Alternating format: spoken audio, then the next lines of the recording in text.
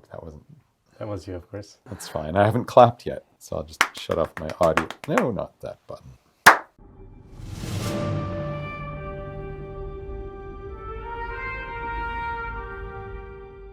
Hey everybody, Chris from BattleGoat Studios. And Happy New Year, George from BattleGoat. Really? It's going to be too far after New Year. We wanted to give you a bit more of an update about Supreme Ruler Global Outbreak. Obviously, our release date has slipped a little bit, and for us it's really about, we know what we want the experience to be. We're more concerned with getting it finished the way we want than hitting a particular date. So to fill you in a bit on what's gone on, we've made lots of progress in the content of the game. So as we talked about in previous videos, we will have 2 sandboxes, a scenario, and 3 campaigns. The sandboxes, there is one, which is the zombie infection global outbreak stuff. The other one is actually the same World 2030 map from the core game, but it has the infection, the COVID-style infection, pandemic infections, as a new mechanic in the game. So those are the basic sandboxes to play. And then the one scenario it'll include to sort of give people, since zombies is a new thing in the game, the one scenario is that Ireland is under attack by the zombies, and as either, I think, France or the UK, you're trying to defend Ireland from the zombies.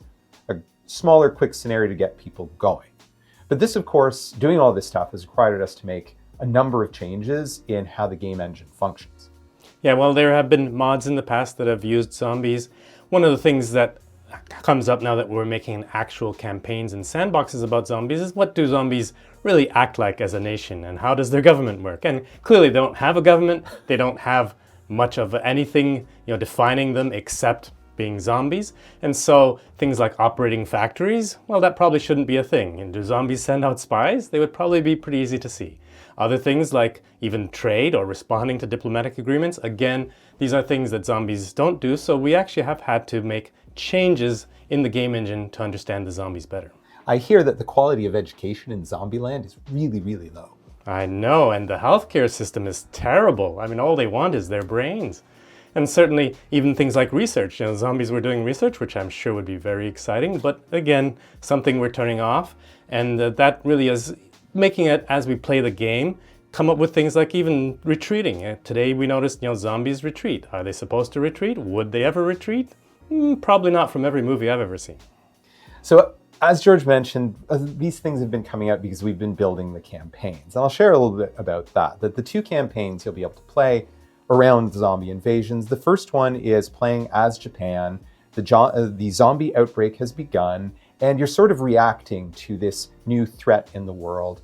And that one is designed to play not much different than a zombie sandbox, except it gives you a bit of story and some things to follow, some goals to achieve. That's one of the campaigns. The second campaign that we're making good progress on now is you start as Canada, but the story sort of takes a year past the outbreak of the zombies, makes up some story where people were trying to use a chemical weapon, a bunch of zombies were killed off, but a bunch of people are killed off. It creates a map where about a dozen or so real-world countries are simply owned by the zombies. Most of the population has been eliminated. There are a bit of zombies around there. So the United States, it only has zombies. France, Spain, only has zombies. But the total amount of the map is a little bit smaller in terms of the zombies you're going to face at first. It allows players to start in, try and recapture territory, and assuming that you can beat the zombies, at the end of it all, it is a world totally changed, because there is no France or United States. There still is a China, if China can manage to withhold the invasion of zombies in their territory. And also, one of the interesting things we've been able to do is take some of those mechanics, and they'll be showing up in the core game, once this is all released, because we will be able to do things like, just infection levels and, an ongoing, whether it's a pandemic or epidemic, these things can be turned on in the, .scenario file. So it can be part of the sandboxes and games that people play and mod. And so that idea of both fighting an infection, putting resources to healthcare and the mandates and so on has all become part of the game engine going forward as well. And so we have a campaign centered on that, where you're starting as New Zealand. And this campaign, I tend to describe as sort of having 3 pillars. Is that one pillar is that the first start of that campaign, the player doesn't think there's a pandemic coming. We know better, but you have a little bit about, hey, you're New Zealand, you should run your country. And then we introduce some world political tension in Southeast Asia, becomes this second pillar you're worried about, well, I want to run my country, but there's tensions. And then the third pillar is suddenly you're also dealing with infection. And so we tried to create this campaign where you've got these sort of 3 competing priorities that you're working towards. And at a certain point, it's just, hey, the pandemic, you really need to survive the pandemic. Hopefully those other things don't interfere with our goal of surviving the pandemic. And that's the third campaign that comes with Global Outbreak. And as we continue these developments, also other things that we do as part of our standard updates, keeping up with leaders that come and go and come and go and come and go, that will continue happening. And in fact, look for some possible new announcements as we're continuing to develop the game engine.